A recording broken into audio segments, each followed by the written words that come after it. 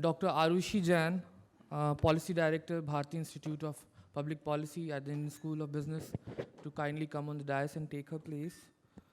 I would request Mr. K. Giri to please come on the dais.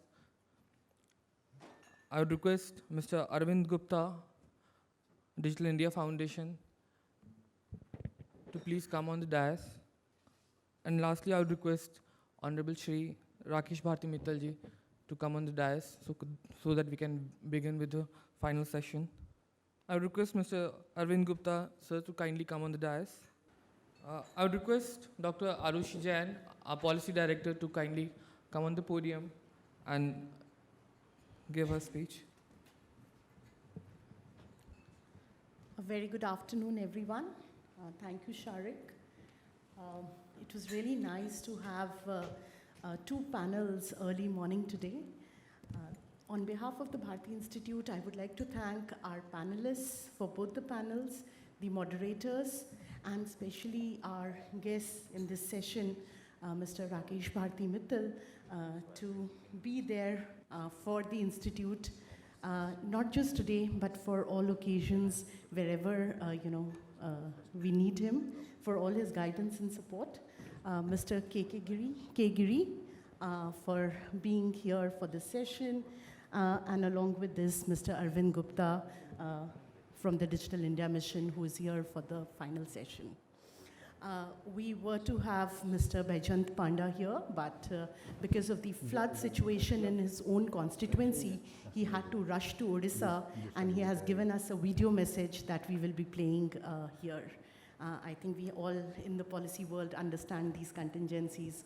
And so today I'm going to, so what I have to talk about is an overview of what we do at the Bharti Institute of Public Policy. Bharti Institute is a research center and institute within the larger Indian School of Business ecosystem. Our vision is to impact public policy by delivering cutting-edge education, research, and engagement. The focus is on education. We have our flagship program as the Advanced Management Program in Public Policy. In our postgraduate program, which is the ISB's flagship program, we offer public policy courses, and we do a lot of executive programs with the governments across the country. In terms of research, there is continuous research going on in the Institute. The focus is on impact, wherein we can impact policy, collaborate with governments, collaborate with private institutions, and with the partnership and a collaboration model, if we can go ahead and impact policy in some way. A number of outreach events are organized through the year. As I said, Advanced Management Program is our flagship program. This is a one-year long-term domestic training for civil servants in India, and 50% of our batch comes from the government and the other 50% from the private sector. So very unique and dynamic mix of participants is there who come and learn with us in a hybrid mode across a year. So they are in residence only 40 days in a year, and the rest of the learning happens online. Coming to our other initiatives, there is a lot of focus right now on hybrid learning. We are going a little away from typical classroom teaching and learning, and that has also come more with COVID, but we were doing it earlier again. When it comes to reaching out to the masses, scalability of training programs, asynchronous courses have helped us a lot. And one of this example is the education training modules that we created for the Department of School Education in Punjab. We worked with them for almost last 4 to 5 years, and we have trained more than around 10,000 of the principals and teachers through our asynchronous training modules. We have also launched courses on food and agriculture. There is a climate change course that was launched before the COP26 deliberations last year. And there are courses around India Data Portal, one of our funded projects that we have at the Bharti Institute. We have associated with the state of Meghalaya and launched the Meghalaya Legislative Research Fellowship, wherein we recruited fellows from the state of Meghalaya, and we have been training them for the last 1 year on diverse policy issues. Coming to our priority areas, we have a lot of focus on agriculture and food policy, on governance, education, data for policy, and financial sector policy. Though policy is all pervasive and there is a lot that we can contribute to as a policy institute. When it comes to research, high quality research, data analytics, and policy advisory is the focus. Meghalaya, we are working with the Legislative Fellowship. We are training the legislators, including the ministers, the MLAs, and we are also working with them on the state data portal, the Meghalaya data portal. The same project is being replicated in a number of more states now. Coming to Jharkhand, we are working with them on the forest economy project, wherein we are looking at market linkages for the non-timber forest produce, and there is a pilot already going on in Simdega in Jharkhand. We are also working with them on safe and responsible migration initiative in Jharkhand. Government of Punjab, one of our institutes, like ISP's campus based at Mohali, we extensively work with Punjab, different departments, and the collaboration is a continuous one. In Himachal, we launched the Forest Economy Initiative, once again, wherein we are working in the tribal belts of Chamba and Pangi, looking at market linkages of the forest produce, and we are also continuously working with different departments of the government of Himachal in order to ensure livelihoods in the state.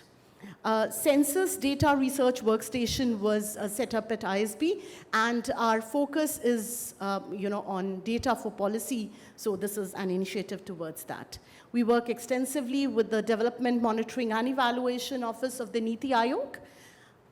We have a number of grants right now, and I'm not going to go into the details, but I'll just mention a few of them for our audience so that you could be acquainted with the kind of things we do at the Institute. One of our major grants is the India Data Portal, and India Data Portal was built around 3 years ago, and we are looking at a version 2.0 of the portal, which is an open source data repository for all sorts of public data in the country.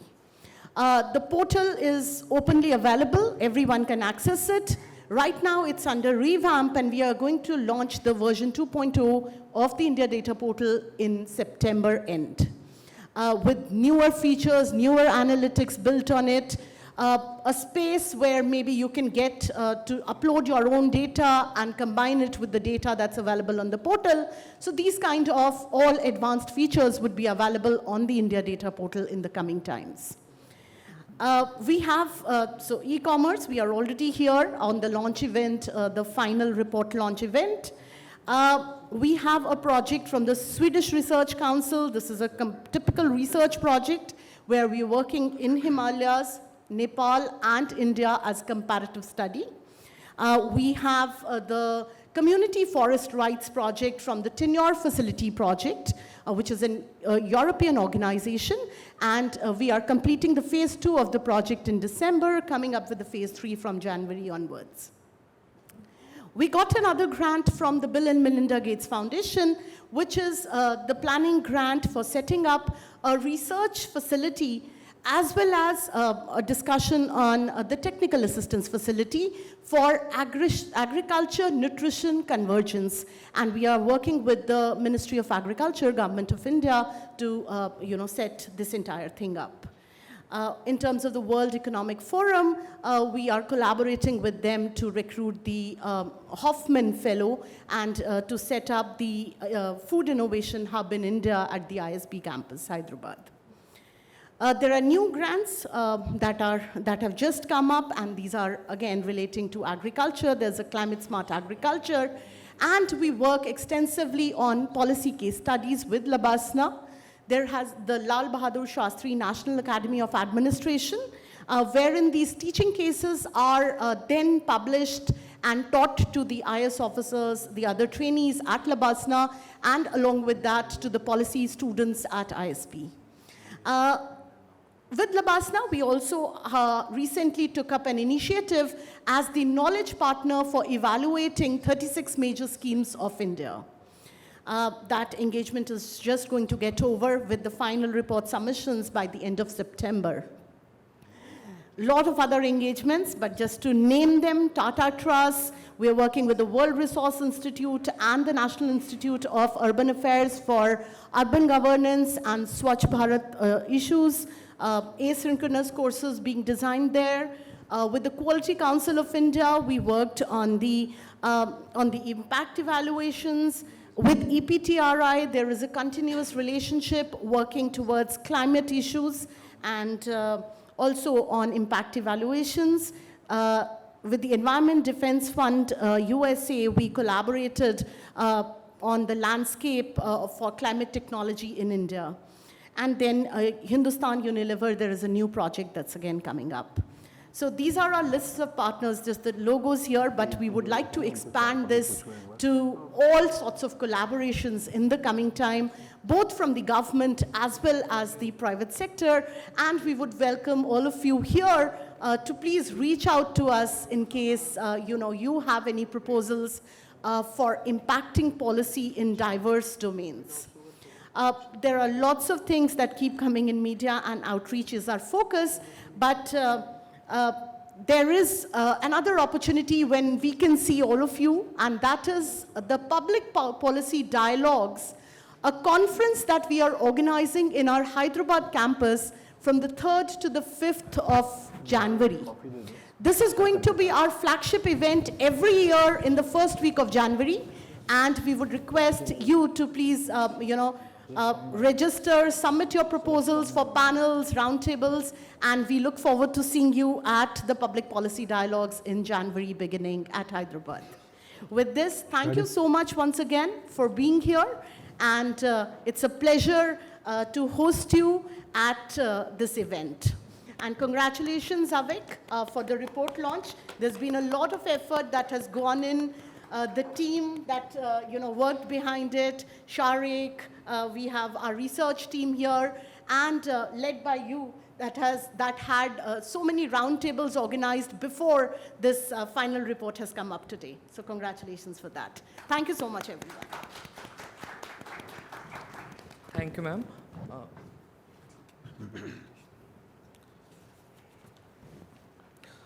Now, I would like to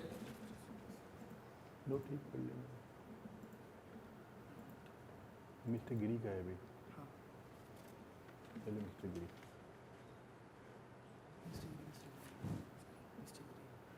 का presentation नहीं है It's okay, I'll manage. I'll manage.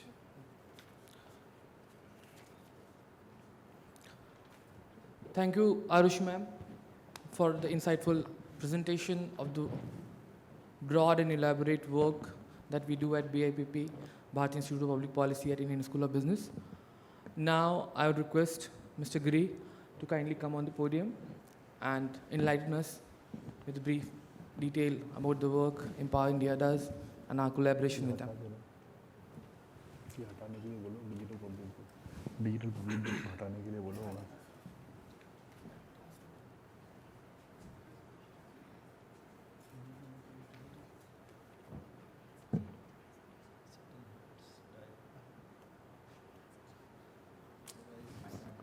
हाँ this is good.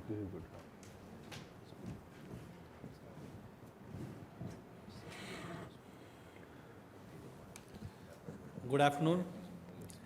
It's a pleasure and honor to be present here discussing on customer-centric e-commerce in India. A thought which came a couple of years back. We strongly believed e-commerce is one of the strongest tools available in our hand to explore and utilize our full potential. Manifest the unmanifested territories and reach our goal to be the developed country. We are a small niche organization working towards enabling our policy makers with right information for them to decide the course of action to visualize the year 2030. With this as the intent, we had worked with ISB on an area where all of us get impacted. That is, e-commerce for me as a consumer, it becoming an integral part of our daily life. E-commerce is essential for me as a well-wisher to the cellular community, a wholesome, supportive vehicle to blend into market naturally. E-commerce for policymaker, it is an opportunity in the current global economic slowdown.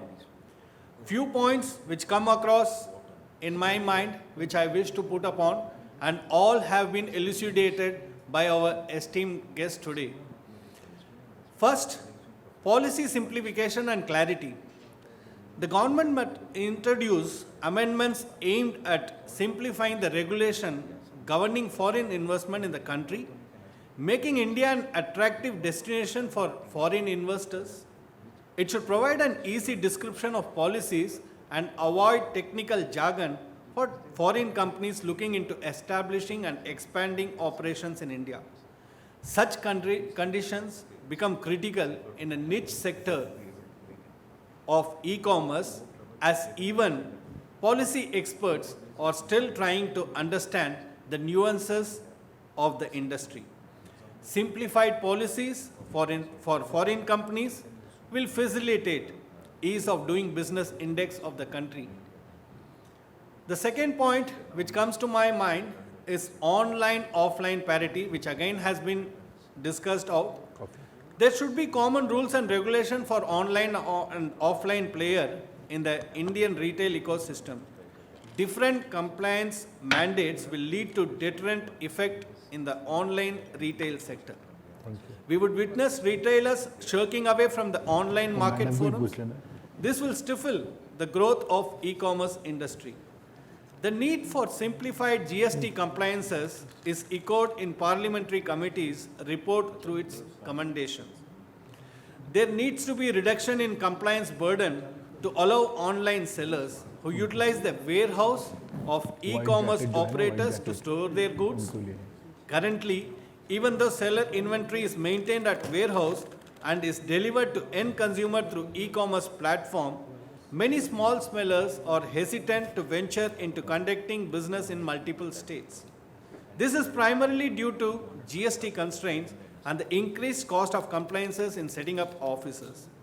They should be allowed to register the warehouse of e-commerce operators across the state on the basis of a single principal place of business registration in the seller's home state.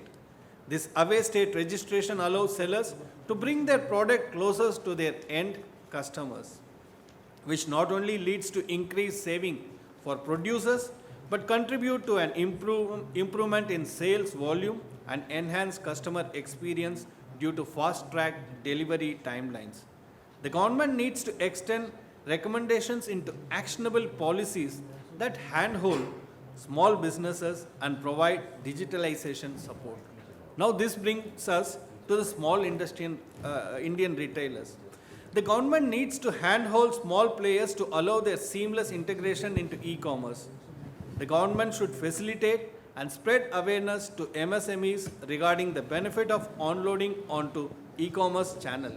Private players should help small players in every stage of supply chain, from inventories to distribution to marketing.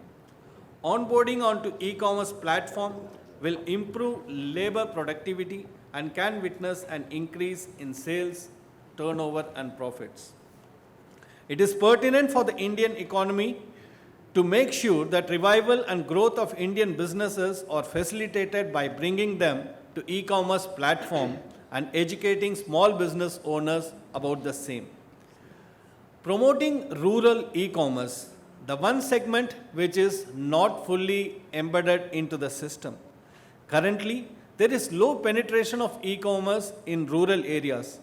There is a requirement for research and development for fostering innovative solution for promoting e-commerce in rural areas. Private players occupy center stage here, especially in terms of providing support in data collection, logistics, and infrastructure development. While currently, private players such as Amazon and Flipkart have initiated onboarding small sellers, this accounts for only small percentage of rural sellers. Also, even though rural areas have the payment capacity, they don't have the awareness or infrastructure. The government should bear the responsibility to spread the awareness at the rural level. People in every domain need to understand the benefits of the digital economy, which need a massive push to bring more players on board. On consumer side, earning their trust is most important. The customers from rural parts of India are price sensitive, have relatively low disposable income, and omni-channel strategy in few towns can be of good use here. As then, the customers can actually touch and feel the product at the nearest physical store before buying them at a discount from an online store. This can also assist in logistics, supply chain issues in rural marketing. The final point is e-commerce beyond borders. E-commerce operations bring economic development and fuel the growth of ancillary businesses such as packaging, transportation, logistics, and hospitality across the country. Therefore, it is pertinent to have e-commerce as a separate chapter in the new foreign trade policy for comprehensive detailing, guideline, provision for e-commerce, and the ancillary industries on which e-commerce clearly have a huge impact. A direct chapter on e-commerce will also provide conceptual clarity and lend a nuanced understanding of e-commerce sector.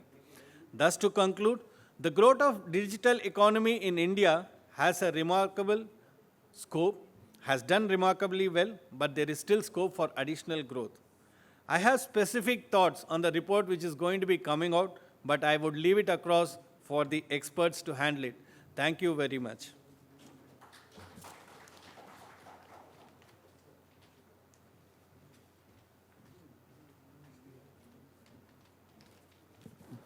Thank you, Mr. Giri. Now, I would like to invite Mr.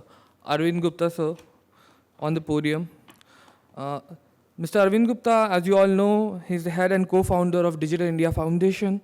He's the former CEO of MyGov, and currently he's the adjunct professor at IIT BHU, and he teaches data and digital economy. Sir, please. Just a second.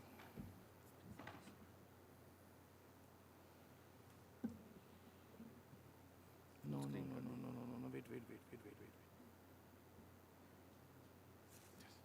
And just this one, right? Yes. Yeah, good afternoon, everybody.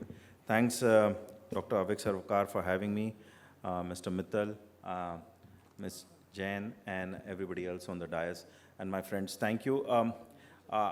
Like a very, very dutiful adjunct professor, I have a presentation always. So I joke about it because that keeps me in time and keeps me on topic. I don't want to be discussing chemistry in a physics class. So that's the intent. But I have a few opening comments, what I heard Rajat speak about, and I'll base my presentation on that. But let me start off by saying, while 75% of the users, Rajat is sitting right here, I totally agree with you. The internet and, I have seen it at very close quarters because I was part of the team that built the first browser. I was part of the first 1,000 people who probably use technology way back in the early 90s. And I totally agree, having lived and worked in Silicon Valley, that the approach of the Valley always has been top-down, right? Address the problems of the first billion, and the world will then see. We have never really, the internet, the Web 1.0, as I call it, what dream it was to democratize information, democratize transactions, really lost its way. We became an advertising-led model primarily. Today, 95% of internet traffic or internet revenue is controlled by 2 or 3 companies, and most of it is it's advertising-led. So somewhere the new 3.0 and movement that we are doing should be more decentralized, should be more citizen-centric. And that's where I think one of the things I want to talk about. And And what we are building, the frameworks, the technology, the open platforms, the digital public goods we are building in India are actually totally opposite of that. And the discussion today on ONDC is based upon that. India is perhaps the only country in the world which is building billion population scale digital platforms which are open goods. I would be doubtful in this room, apart from Nikhil, who is there somewhere, who will not raise his hand when I say who all use Aadhaar. Rest everybody will be using Aadhaar in this room, right? Everybody will be using UPI in this room, right? These are all, but if you ask me what is the revenue of UPI, what does UPI do? Anybody in this room does not use UPI? 1%. So we need to convert you, ma'am. And you probably do, but you probably don't know. Today, UPI is front-ended by Facebook, by Google. All the Google Pay, WhatsApp Pay works on the backbone of UPI. We do 6 billion transactions a month. And there's a learning there, and that's the reason I'm mentioning that. But the value creation that UPI has done, the value creation, it's not created value for UPI. UPI is an independent Section 8 company, but probably does about 1,000 crore rupees of revenue to sustain its infrastructure. But look at the value, that's about $125 million in today's term. That's UPI's revenue. But if the value creation for the fintech ecosystem UPI has done is $350 billion. And that is a public good. It didn't, when it didn't create value for itself, it created value for the society, value for startups, for innovators, government, banking sector, fintechs, insurtech, e-commerce, everyone alike. And that is something very, very unique to India, and that's something that we have to appreciate. Second thing is, everybody talked about tier 2 town e-commerce going to the Bharat. I think that's very aspirational, and the ONDC is addressing that. And the reason I mentioned the UPI example is primarily because of that, because UPI has become that layer that actually transacts, that people from all these different layers of income levels transact on. You and me use it as a frictionless method. But for a person in rural India who used to pay 8 to 10% of commission to transfer money back home, is using this to transform their lives and save that 8-10%. And that's the transformation that many of us from public policy angle need to also understand. The 250 million or so households of India today have one thing in common. They all have a bank account. They all have, most of them, because now our internet penetration in India is very, very strong, 840 million or so internet users, about 700 million or so unique. It's the common thread, I would say, is everybody has a bank account at a household level. Everybody has an internet connection at a household level. And when I say everyone, it's like the academic everyone with a confidence index of more than 95%. So I'm saying it with that authority, that it is completely transformative. And with that, are we seeing transactions happening at the bottom of the pyramid? Yes, we are. And and everybody knows about the India stack, so I won't make this presentation. But what we are seeing in India is, number one, and the back of the envelope trends, is that access to the information superhighway has become totally democratized. Today we have the cheapest internet in the world. At less than 10 cents a GB a month, what we are doing is we are doing more than 14 to 15 GB a month worth of content consumption on an average in India. You and me probably are on the lower side, but you see the general trends of the people who are coming onto the internet, that we have all our data plans today are 30, 40, 50 GB a month, which at least a person like me uses probably 3 GB out of it. But people are using that, and that is causing our content consumption to be really the highest at the lowest cost in the world. So we have bank accounts, we have internet connectivity, which is affordable, which is available to everybody. And what are we, and the UPI example comes back, because what we are doing, 6 billion transactions a month, 6 billion. Now, if you take an average of 300 million transacting, which is what we think are the unique users on UPI still, 800 million, let's say 700 million people who are using a smartphone, 300 million who are actually transacting using UPI, that is still 20 average transactions a month. That's a lot. And that is transformative. But, and that's happening across all income levels, everybody. And sometimes knowingly, sometimes unknowingly, when they scan a QR code to make a payment, hopefully knowingly, they are actually using at the backbone a UPI system. And that is the key message in the digital public goods that we are doing. So coming to ONDC and the e-commerce, the topic for today. Number one, the base theme is Indians are going digital, number one. That's the core message that I think all of us should understand. We are the data capital of the world. There is no doubt that India has the most diverse data set, has the most, and we are the data billionaire of the world. And that is important for us to be able to do data evidence-based modeling for whatever we are trying to launch. Two, we are making digital infrastructure as public goods. We are the only country which is doing this as population scale, billion people, whether it is UPI, Aadhaar, CoWIN, anything you see is done at 1 billion users. And ONDC is going to be no different than that. And third, as I said, India is the data capital of the world. Indians are becoming data rich. And there is a new architecture for data empowerment and protection architecture that is in place. Hopefully we'll have a law. As soon as the law is in place, I think we will, the technology is in place, let me assure you of that. And that's a very important thing. What is the key lessons? What are the key outcomes of this whole digital public infrastructure movement that we have had?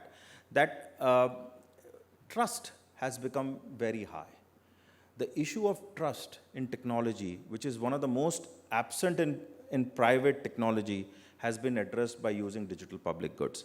And I'm sorry, I'm again taking Nikhil Pawar's name. We can be critiques, and we are critiques. We should be one, because that is what we make our platforms more accountable, right? And it's a slow developing process, but slowly our technology, because of the criticism, because of the positive feedback, is accountable. You can keep shouting about many other things. They may want to do it, they may not want to do it. So we have the element of trust, the element of privacy being thought about, being built into all that we are doing. And as I said, legal checks and balances with the vibrant public debates, and that's what I was referring to, and even judicial review in place. So all the things that India is building has multi-pronged inputs and checks and balances in place, and that is giving us a higher trust in technology. And that is one of the reasons for higher adoption is also, and faster adoption is also, this trust in technology that is emanating. In fact, I personally feel from a pure academic perspective that there's a very important precedent for this consequence to happen. So in particular, if we talk about e-commerce now, 300 million UPI users, but out of that, if you even take a superset, you talk to all the e-commerce players, they'll all give you inflated numbers. But at the end of the day, what we believe, and I'm putting a disclaimer here, I'm speaking in my personal capacity, there is no reference to any ONDC or anything else, and that's what, I'm just making it very clear. What we believe is that only 70 million e-tailers are actually active. That's a huge gap. And that e-tail still today is at the top of the pyramid, a very few transactions in the lower half. And the reason for that are manifold. Some of them have been debated, that there is a lot of friction in terms of cost friction, in terms of literacy friction, in terms of, why should I do this friction? So to come on platforms and sell, it's, hardly 4.3%. We are at the absolute skin surface of the whole retail chain, that e-commerce is about doing 4 to 5% at best. Developed countries, in the sense developed from an e-commerce perspective, UK 25%, 23, 25%, that's the range. And to reach that range, we first have to go from the 70 million users who are doing e-commerce transactions or e-tail transactions to the first 300 million, which is the low-hanging fruit. And those are the ones who are actually doing UPI transactions. That would be the first thing that I would say. And that's market expansion, and I'll talk about that. The second point is that we have complete exclusion of more than 1.2 crore, 12 million Kirana stores, over 4 crore MSMEs. They are not participating in the e-tail e-commerce story. How do you, and one of the core things that while interviewing and talking to them is they don't trust, and they don't want to be bound. That's the second thing. The trust is also coming that they don't want to be bound by something.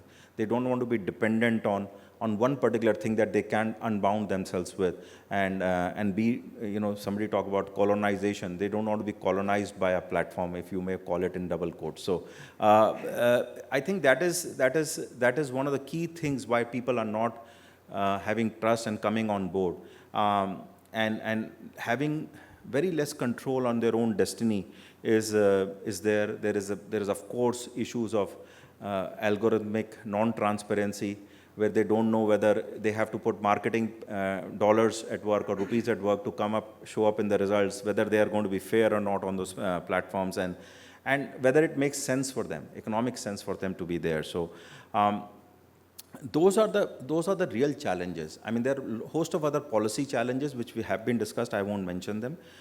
So why this whole concept of open network? First of all, let me start off, and I have a very easy, जिसे कहते हैं ना, one single slide which I'll come to. What is ONDC in a nutshell? So what is the principles? First of all, ONDC is not a platform, number one. Two, it is, what it is how many of us, and I hope everybody over here uses email. Everybody over here uses email? Anybody does not use email? Email. Good. What is email? Email is SMTP.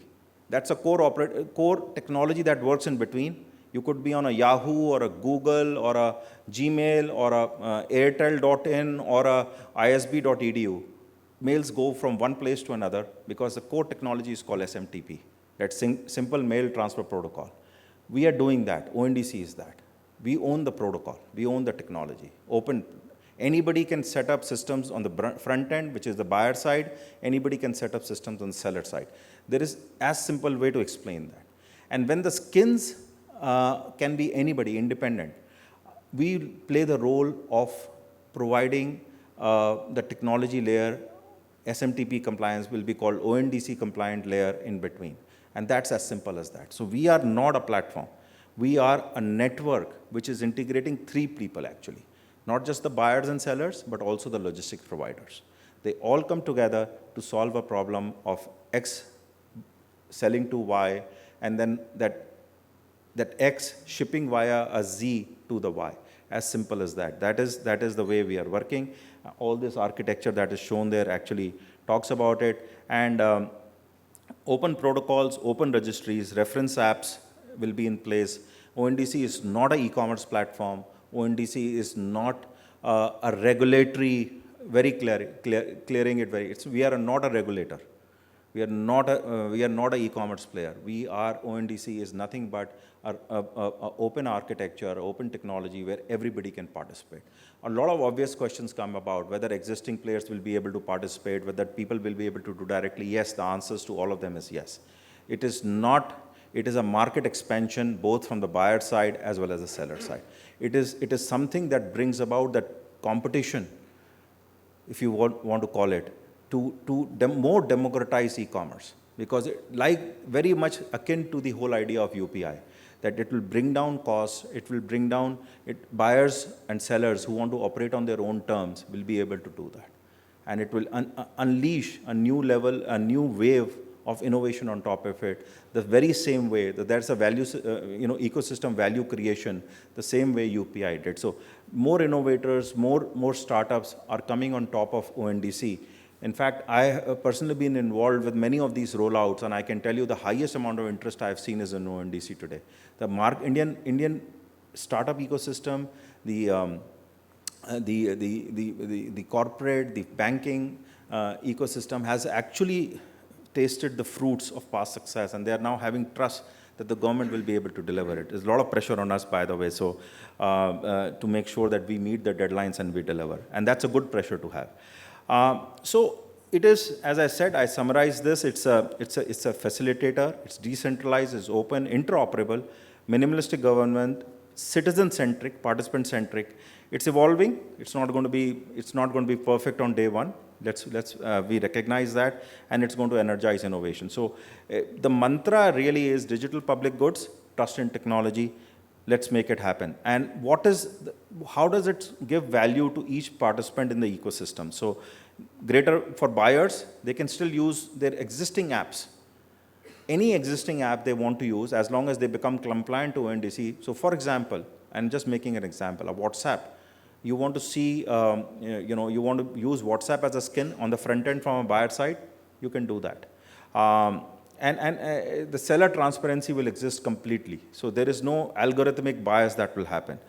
From a sellers, they are going to be able to, without having a platform to platform choice, that only people who are registered on a particular platform can come and buy from them. Sellers can now sell to anybody who is ONDC compliant. The skin can be, as I said, a WhatsApp skin also. They have autonomy on their rules and terms. I talked about that, and they have much greater trust. So they set their own rules and regulations. And a large, again, like what UPI, Aadhaar, eKYC systems did, the whole India stack did, the foundational layer is going to make it easier for innovators to innovate on top of it, rather than spend time on the foundation layer. And that's one of the other reasons, apart from the lower cost, which is probably no longer lower cost of manpower in India, that we've been able to bring down the cost of innovation in India. The frugality of our startups is also based on the fact that we have these digital open goods, the open APIs, which are available to everybody. So ONDC is going to be doing that. It's available to everybody, bring down the cost of innovation for people who want to sell.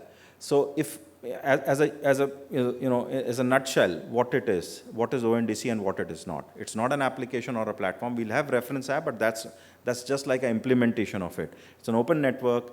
There is no central intermediary.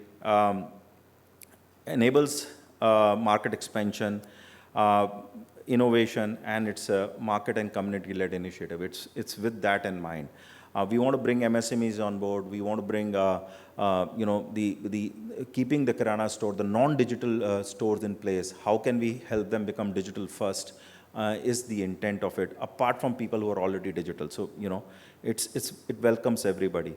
And what is the way forward? As it creates one of the third or fourth elements of a player where there is this prevention of this whole monopolization of platformization, the onboarding challenges to be less, very faster challenges. The government is putting its weight behind it to enable it, even though it's an independent body. It's a Section 8 company which has ownership from the government, as well as about 14 other participants, banks and NABARDs and development institutions who are working to make it happen. And it also, the last thing I want to say is it's also going to interoperate with OCEN, which is our open network for credit and account aggregator framework to get better credit for MSMEs. So that's another very important part of it, is to enable credit for MSMEs. And of course, it will reduce bias, discrimination, fair price discovery in a very, very inclusive manner. So at a very high level, that is what we are doing with ONDC. And as I said, this is part of all the other open platforms we are building, and this fits in well with the India stack on one side because of the UPI and account aggregator and OCEN, the Open Credit Enablement Framework, a network on the other side. So I want to just spend half a minute here and show you this thing, that the vision, one of the things that we should look at is there's a lot of issues, and I've been part of, I convened the first meeting of e-commerce players where they all disagreed with each other, about 25 of them, and we couldn't come out with a consensus of what was marketplace, what was B2B, and this is way back in 2014, August 2014. So from there till about 8 years today, where we are believing that I think that India has come to an inflection point, something because of in COVID also we realized that. I think the forecast that I think we believe is a very high forecast that we can move a lot of retail into e-commerce. And again, one more important point that I believe in, that this is not a replacement, this is an augmentation. This is not, in general, any growth here is going to create more jobs. It's not going to replace jobs. We are already seeing that trend. And I think the expansion in organized retail and everything else is only a welcome move that will go on from here.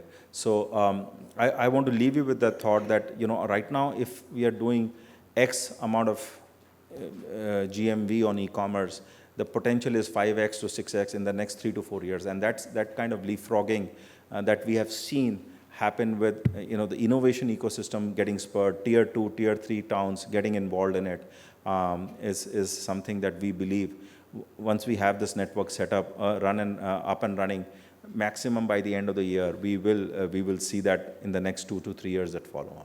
So thank you very much, and I'm sorry if I took a little bit more time than required, but I just wanted to complete the lesson or the slides that I had thought I would present today. Thank you very much.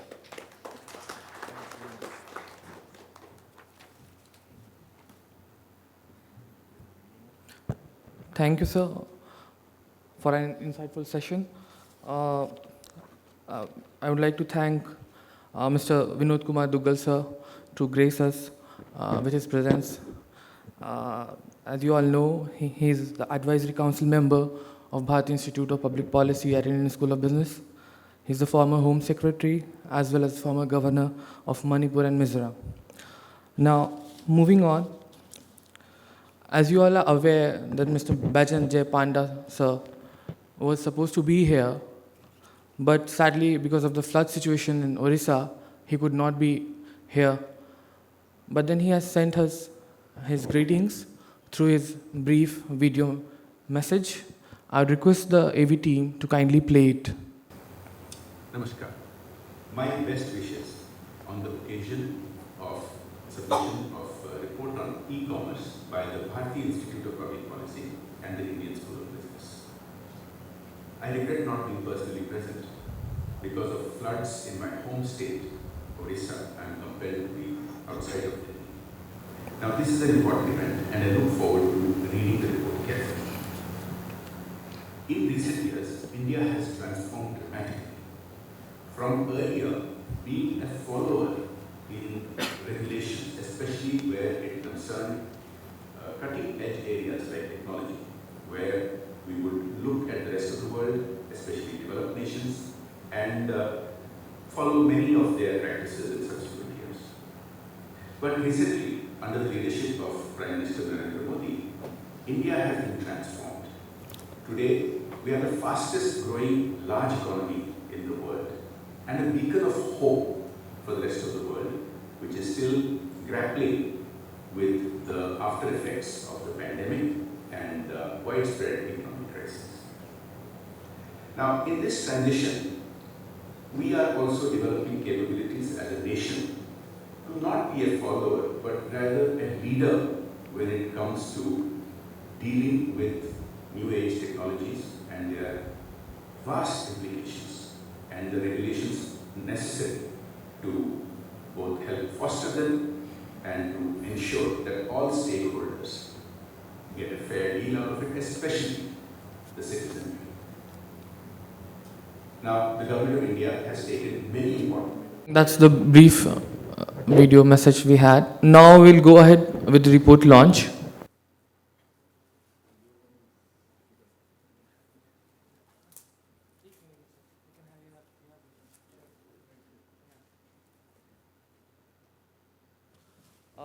Now I'd request Professor Avik to kindly come on the podium and share the brief detail of the report.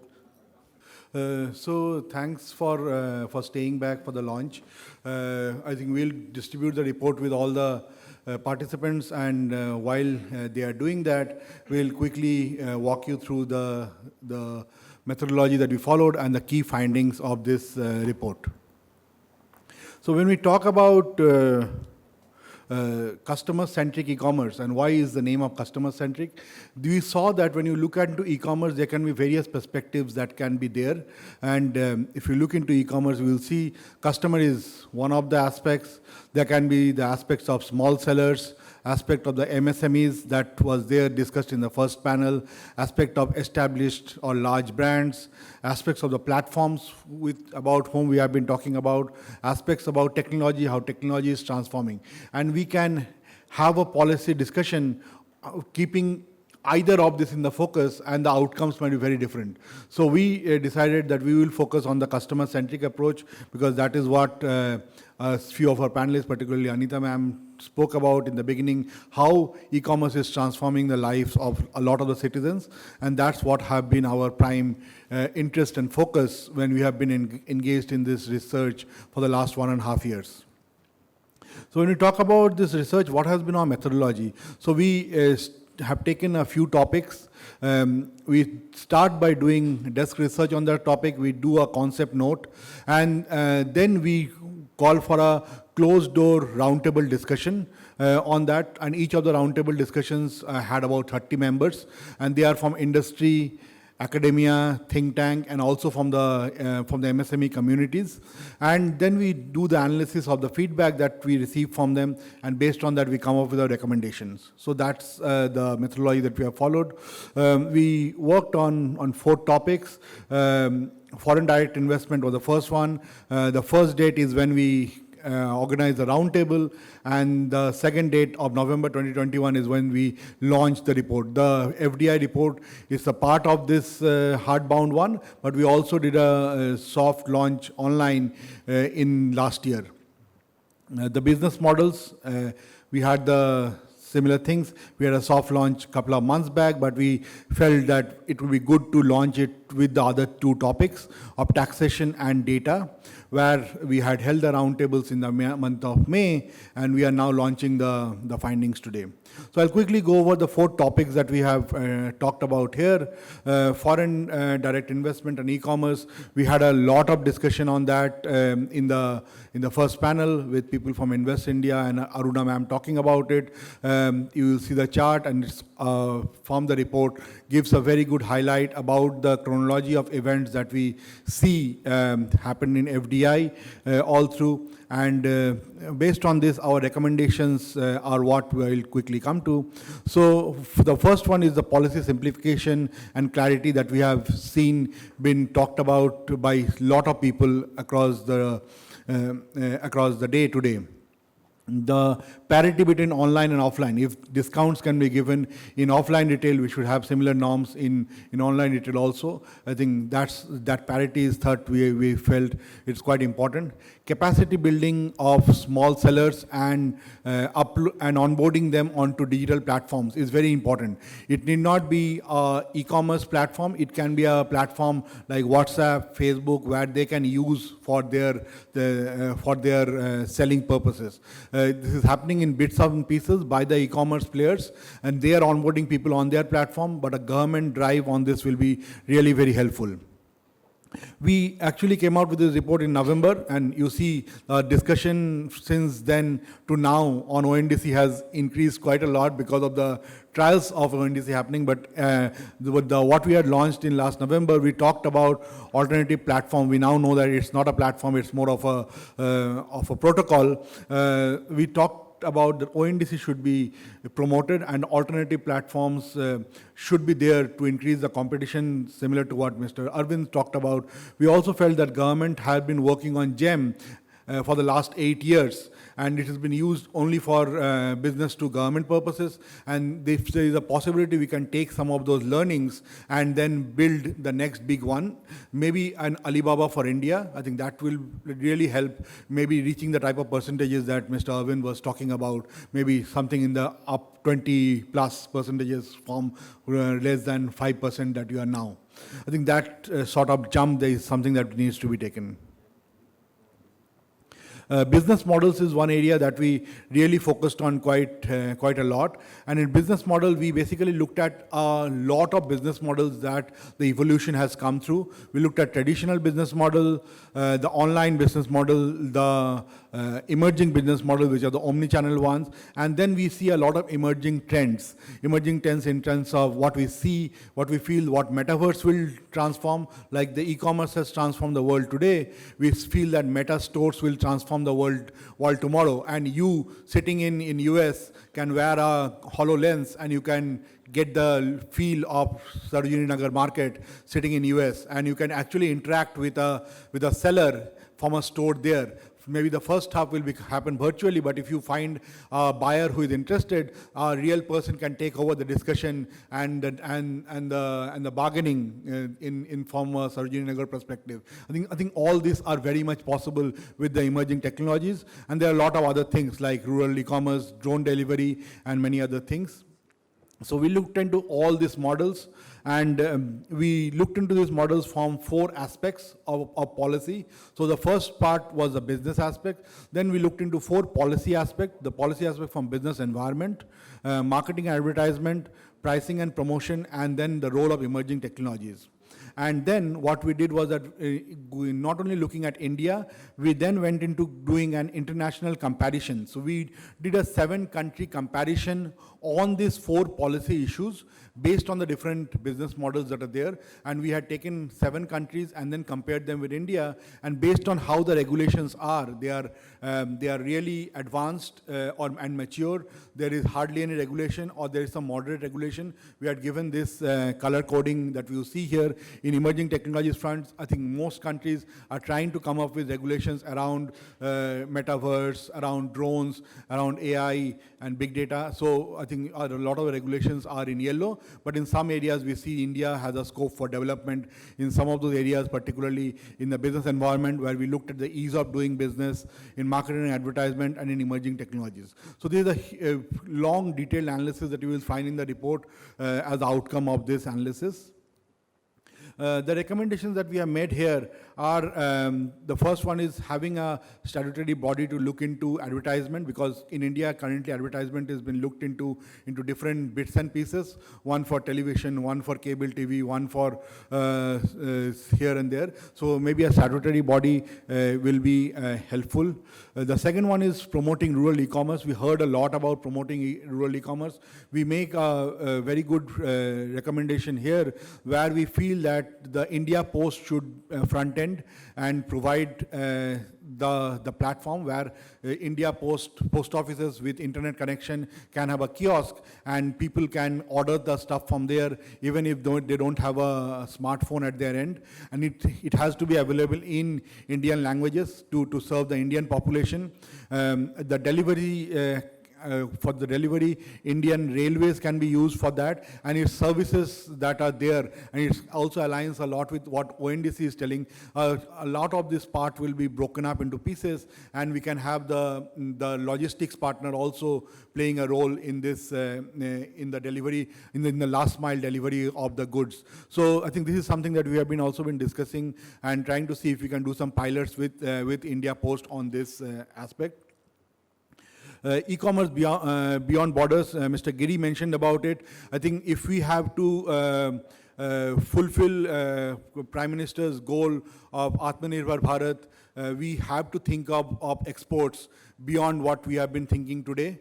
If you know the numbers, our export percentages have remained sort of flat for the last 10 years. And if you have to think about exports and innovative ways of exports, then we have to think of e-commerce as a way of increasing the exports, where you can have e-commerce players on the global end, and they will be playing an important role in the export aspects. And then also, this also helps in integrating in the global supply chain that we are talking about. And there will be e-commerce players. Maybe some of them might be foreign e-commerce players. There is happening in very small bits and pieces in Amazon and Flipkart, where they have foreign connections. But it will be good if a government takes a lead role in enabling a lot more small sellers to integrate on these international platforms, and this will be very helpful. I think the gram dark and some of these things are also very helpful. We also propose that we set up a center for digital economy, because the landscape of how e-commerce will change with big data, with AI, with metaverse is a lot is under experimentation and trial. I think a center can take a look into it, and this center can sit under METI and can take the calls on how this digital economy matures, and then what sort of regulations are required and what should be left up to the market. We heard in the panel that certain things has to be left to the market, only certain things should be regulated for promoting, and if you have a dedicated center for that, that will be the right place to take these things into action. We'll look into the aspect of taxation. There is aspects of equalization levy that we talked about, and then e-commerce companies, if you are transacting on e-commerce, you have to pay double taxation aspects. That is a problem. And also, depending on your mode of transaction, if you are doing your business over e-commerce, you are liable to pay taxes. So the recommendations are very simple, and Government of India is also thinking on these lines. Avoid double taxation, that's one of them. And the taxation should be based on the business size and not just on the mode of business. Like, there's a lot of small sellers who are finding a lot of problems because they have to go through a lot of compliances in a very early stage. If maybe they cross that 20 lakh limit, then they can go. But if they are selling just something of say 1 or 2 lakhs and they are not liable, I think they should be freed from a lot of these hassle. Data from e-commerce platform, that's area, because we see that there's a lot of data that is being generated on e-commerce platform, and this data is being generated by manufacturers, sellers, customers, the platforms, and the logistics players. Everyone is involved in generating this data, but today the access of this data is only with the platforms, and how can that be democratized? We feel that ONDC can be one of the approaches there, but in the absence of that, we have some suggestions how we can have a more fairer play in that aspects.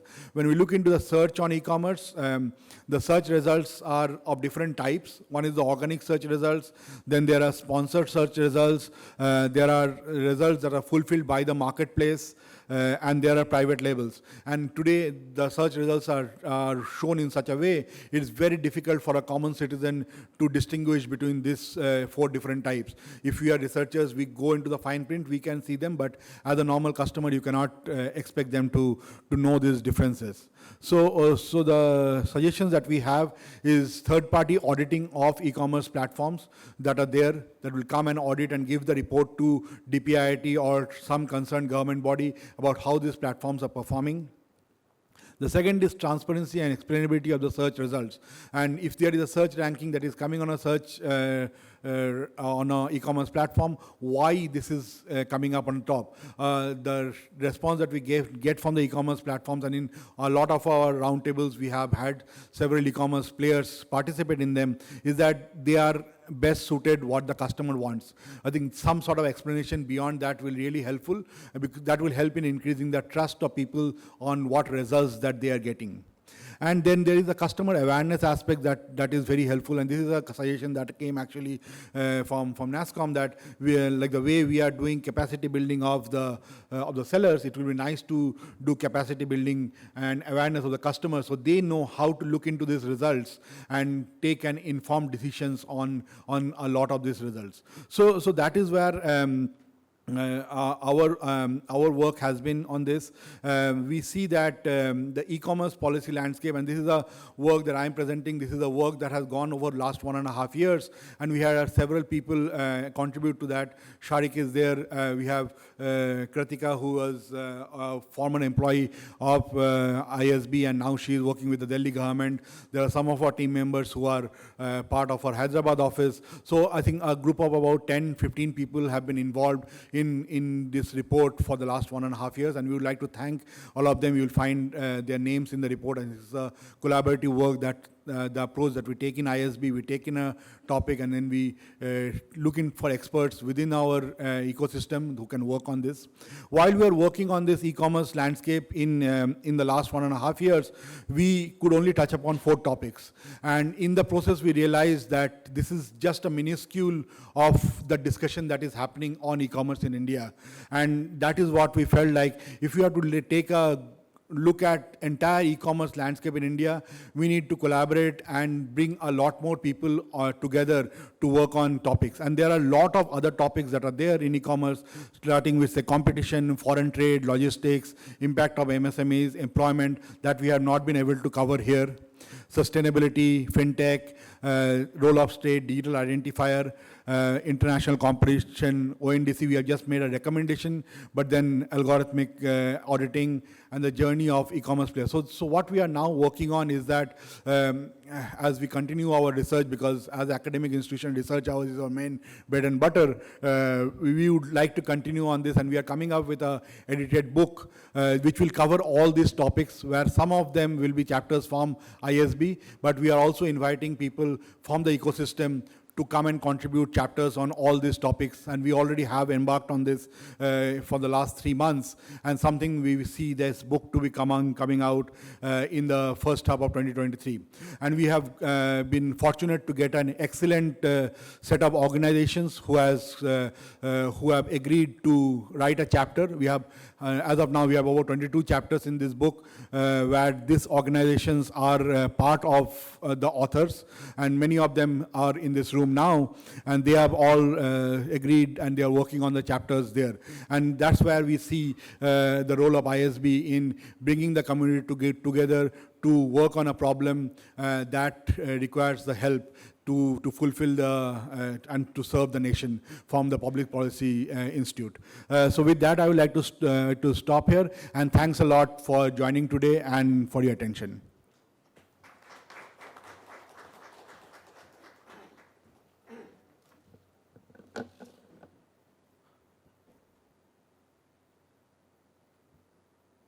Thank you, Professor Avik. As we move forward towards the closing keynote, I would like to introduce Honorable Shri Rakesh Bharti Mittal ji, who is among us on dais.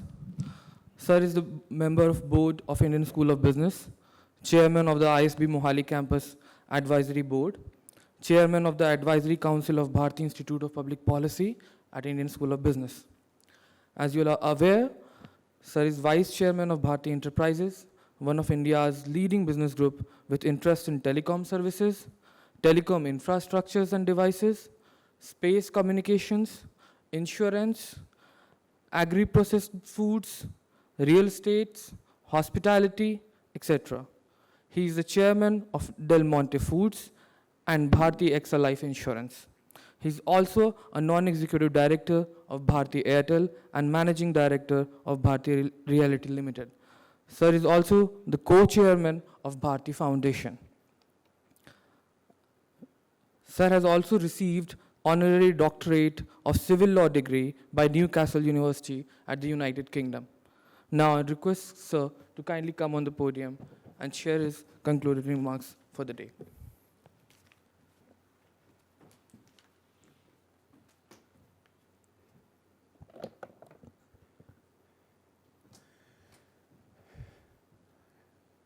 You know, always I feel and believe the academics take you into a spin. And I was telling Anita, I said, look, I mean, they are misquoting that I will be delivering the keynote address. I didn't realize that Jay is not going to come.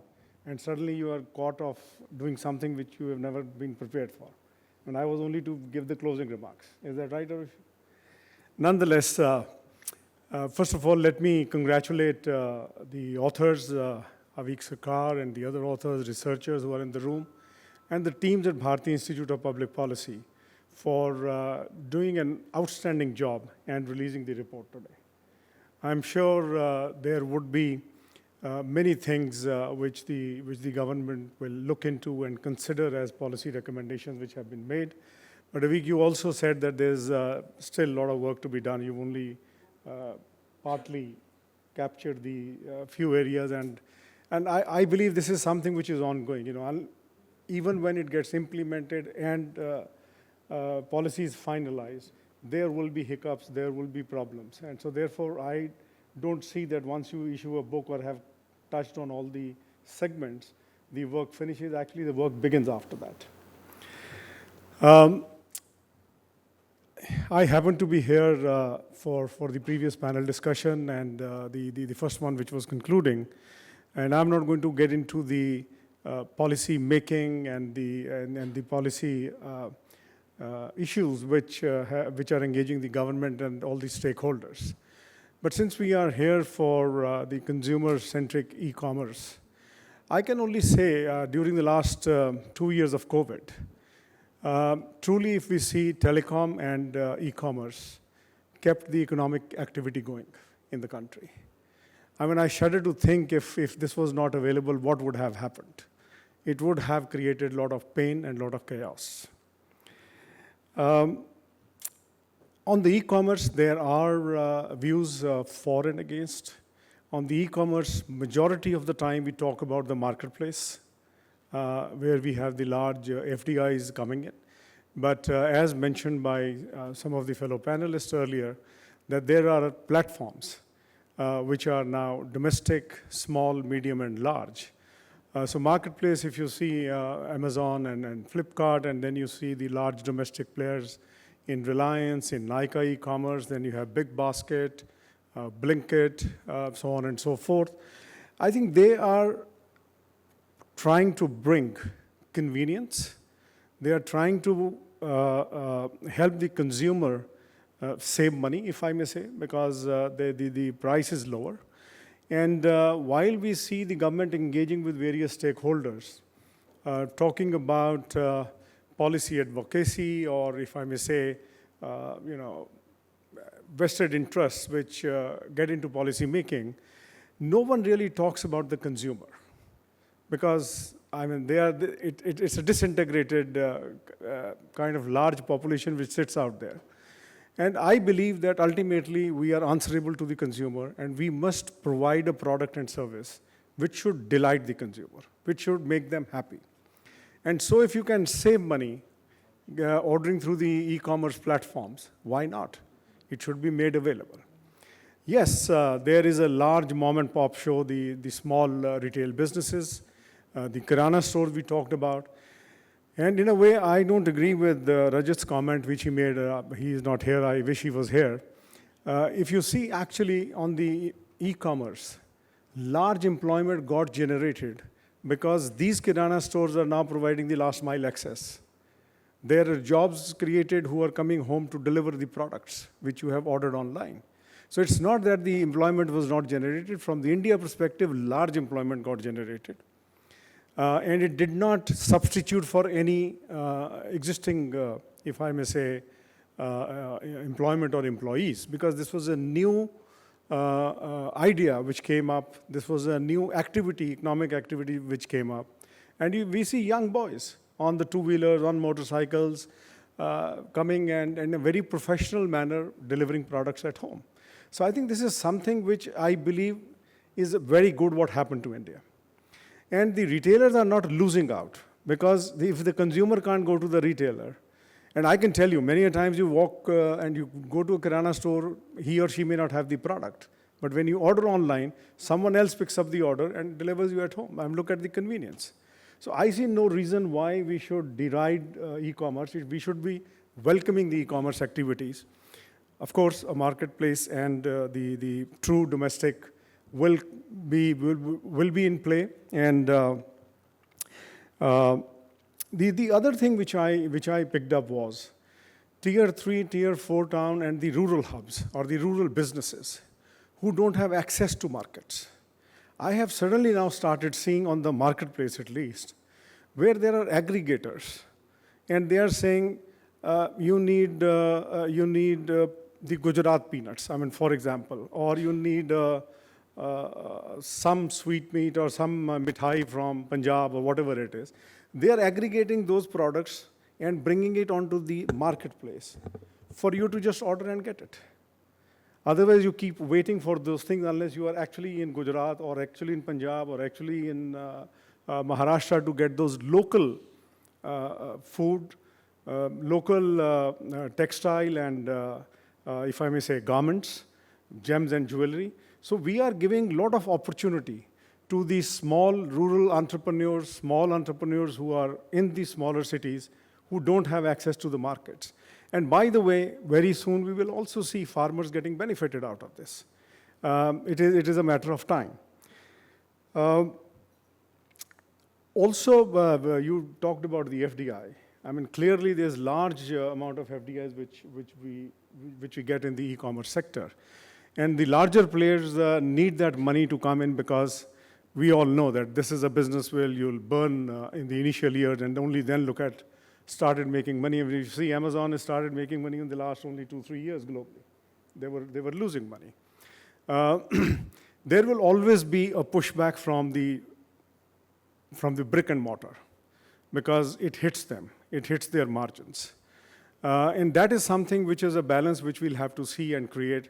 And ultimately, I believe if there would have been efficiencies in the supply chain, the products would have been available from the brick and mortar at a much lower price. There are huge inefficiencies which are built up, and this is where the e-commerce comes in and has created that niche, if I may say. I also believe there has to be a continuous dialogue amongst all the stakeholders, the government, the industry, the trading bodies. I mean, all the stakeholders have to be continuously engaged. Needless to say that we need to have simplified policies and regulatory compliance. I think this is one big maze. Every time we come out with a new policy, it takes years to untangle the areas which should have been seen from day one. And I think there are a lot of learnings from the past sitting within, and I can tell you, I mean, given the focus of the government, given the focus of, if I may say, the bureaucracy, they are trying to see how effectively these can be simplified. Employment I talked about. I think there are two areas which we need to really keep an eye on. Data privacy is going to be one issue, data protection. This is something which the government is engaging at this moment as we speak. And the other, the more technologies come in, cybersecurity becomes a huge issue. And I think that is one area where the government need to start thinking and putting actions into place so that we don't get caught unaware. In the end, I can only say that e-commerce will bring many, many small entrepreneurs into the mainstream, be it on the marketplace or be it on the e-commerce platform who are truly holding inventories or just a delivery mechanism. But more importantly, can we actually see that the consumer must get benefited at all times, any product, any services which are being offered. So let me end with this. I know I'm standing between you and lunch. Are we serving lunch? Yeah, sorry. I didn't know, so I didn't want to. Thank you very much for all your support. But in the end, before I conclude, I must also acknowledge Mrs. Anita Kapoor and Mr. Vinod Duggal, who are members of the Advisory Council of Bharti Institute. We have many eminent persons who are there, and they keep guiding the teams at Bharti Institute. Aarushi sits here, the executive director is missing in action, and the deputy dean. But I think the point I want to make is it gives me extreme happiness when I saw the presentation which Aarushi made, the amount of work which is being done at the Bharti Institute.